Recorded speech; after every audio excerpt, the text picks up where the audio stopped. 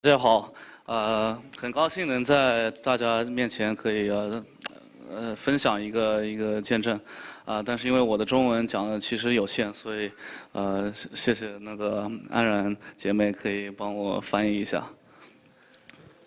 好，so I think when it comes to the story of Christ and building a relationship between a person and Christ, and when that actually starts, if I ask that question, a lot of people might say, it started when I first got invited to church, or when I first heard about the Bible, or read the Bible, or even when I first got baptized. When was it? OK， 他说，如果有人问他说他跟神的关系，或者他在他生命当中耶稣对他的意义在他生命当中做的功的话，应该是从他第一次听。I'll revise it. 不好意思，我的意思就是说，如果我问大家或者问别人就是说第一次遇见神或者第一次跟神建立一个关系的时候。他们会说，他们一般会给的答案是我第一次踏到教会里的时候，或者是我第一次看过圣经，或者我受洗那一天。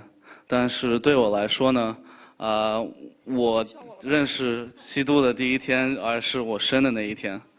Okay, I'm going to continue with English. I'll do my best. I'll do my best. Okay. So I think a lot of you who knows my mom has told you the story about my birth. OK， 如果大家认识我妈妈的话，就是小燕阿姨的话，她应该都会跟你们讲过关于Clive 出生的故事。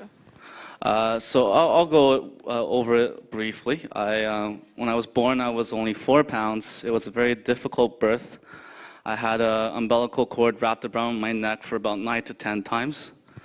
她出生的时候是4磅，然后就很4磅，然后就是很难产，然后她那个脐带是绕着她的脖子，大概7到10次，就是一直在缠着她。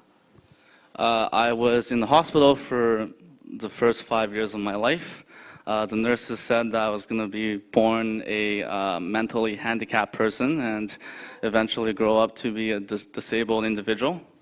然后她生命当中前5年都是一直在医院里面住着，然后那个护士和医生跟她说，他们说他是出生来的话，就是可能就是神经会有一些问题，然后可能他以后就是残疾。But I think God has brought me here, and He's given me a different path from at that very moment when I came to this world. 但是神到这一步神真的是一路看着他，而且对他有非常特别的一些旨意和呼召。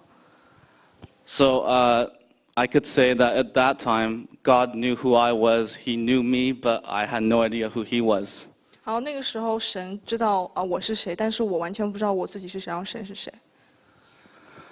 So He knew me, and eventually He brought me into the church, and this was when I was 11 years old. 然后神认识我，然后在我11岁的时候，神把我带到教会来。And this was a different church. It was in Burnaby, Canada.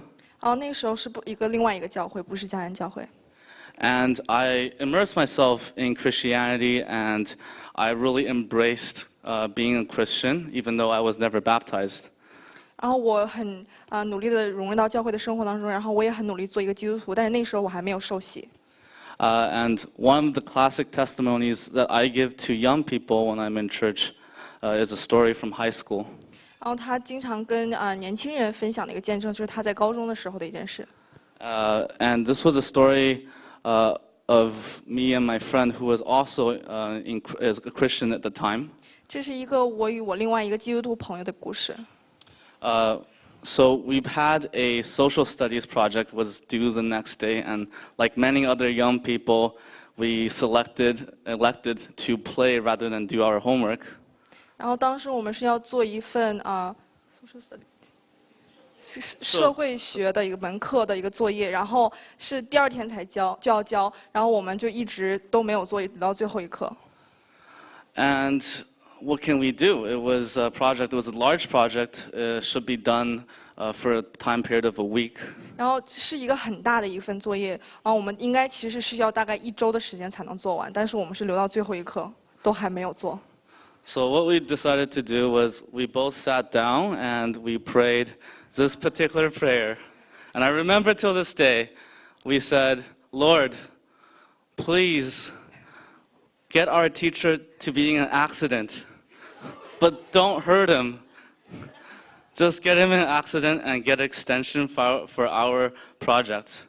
然后我到今天都很清楚的记住，我们当时做这个特殊的祷告，就是我们2个人在那边祷告说，求神让我们这个老师有一个意外，但是不要让他受伤，也不让他身体受到伤害，但是可以让他有一个意外的一件事情，让他可以把这个份作业，让他不要让明天要交，可以改交晚一点。It was actually a very ridiculous thing now I think about it. 2 little kids at a table, kneeling down, praying, asking God to do something so mischievous. 然后我现在想想，真的是很好笑的事。其实我们2个小孩就跪在那边，然后在桌子那边祷告说，让神完成一件真的是很不好的一件事情。But to our delight, the next day, we came into the classroom and we saw an unfamiliar face.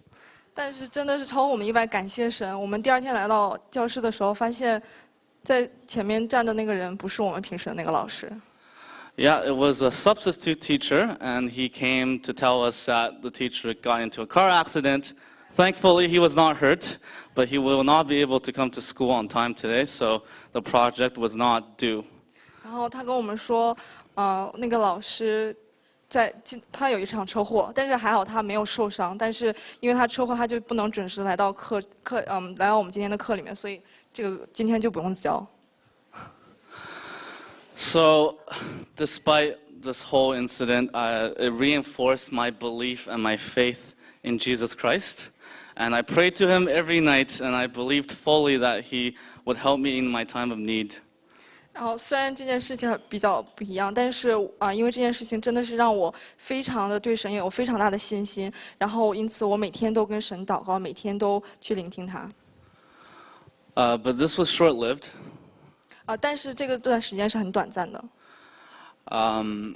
As I grew and I became a young man, and I gave in to the temptations of the world, everything I desired, everything I wanted, even the things I prayed for were worldly.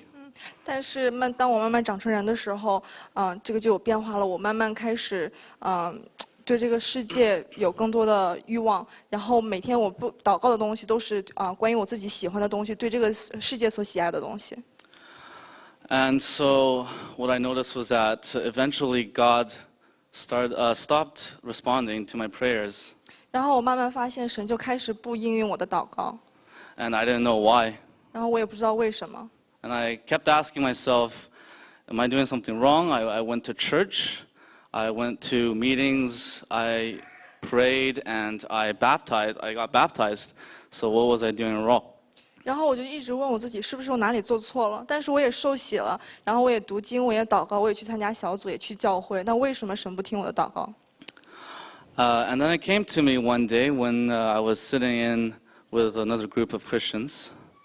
然后有一天，当我跟一群基督徒在一起的时候，我发现， And it was a group of young people.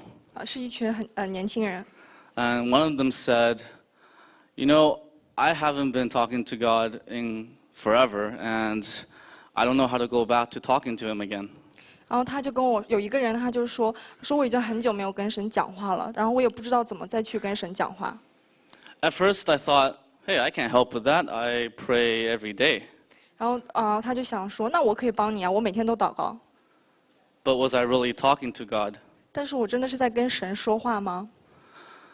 So I went back and I thought about it, and I realized that every time I prayed, I asked for something. I never talked to him. 然后他回家仔细想的时候，他就发现，我每天祷告的时候，我只是在向神要一件东西或者要一件事情，但我从来没有去跟他讲话，去跟他聊天。So that night, I prayed as I would, and suddenly, an overwhelming sense of guilt washed over me.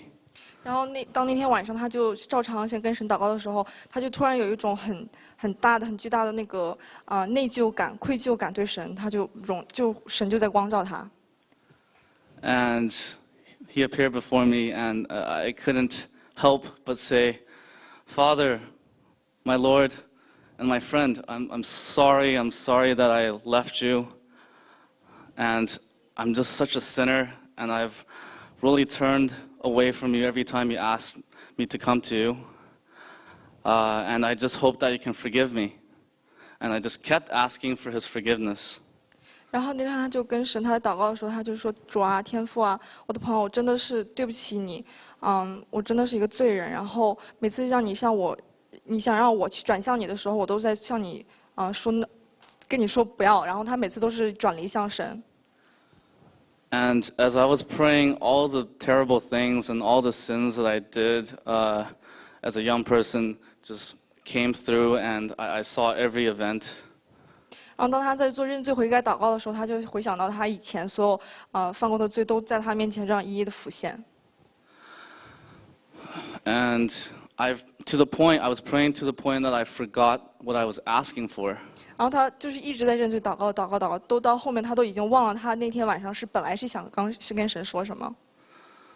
So after that, it was very weird because God started talking to me again through acts of kindness, I suppose, and everything that I ever needed in life became much easier. 然后这之后他就发现，慢慢神就是在又开始跟他讲话，然后慢慢开始可能在他生活当中一些可以帮助他的事情，神就会慢慢会帮助他，然后会去应允他的祷告，让他的生活会变得比以前好轻松一些。It was funny because I never even asked for help while praying. All I said was that, "Lord, I'm coming to you now, and I just want to make our relation better, and I hope that you'll forgive me for all the sins I did while I wasn't talking to you."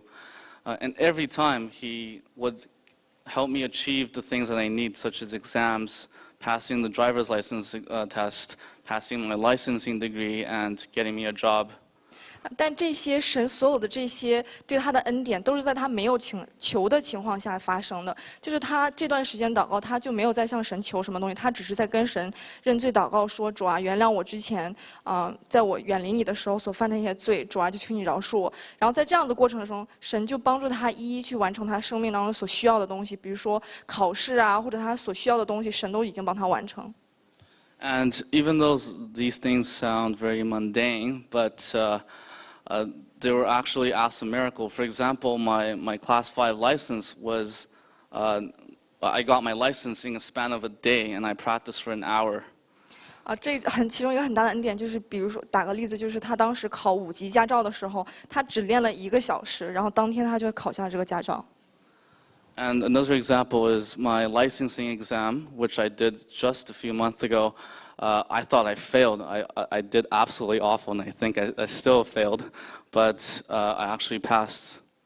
然后他前几个有一个执照的考试，然后他觉得他考得很烂，但是没有想到他还是过了，可以得到那个执照。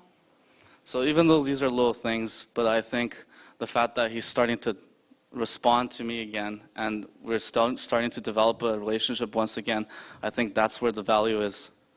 然后虽然这些都是比较小的事情，但是在他跟神慢慢这样回转，他们在让他们的关系越来越好、和好的时候，这个过程，神就给他很多的恩典。So before I end my testimony, I just wanted to ask everyone here, the last time you prayed, or the prayers that you made the last 2 weeks, have you ever prayed for a better relationship with God? 然后他想问大家一个问题，就是在过去的这2周当中，你们有没有向神祷告的时候，是说想要跟神的关系变得更好？可以举手回答一下，有的话。Very good. Okay, so thank you. That's all I wanted to share. 谢谢大家，他想要分享就是这个。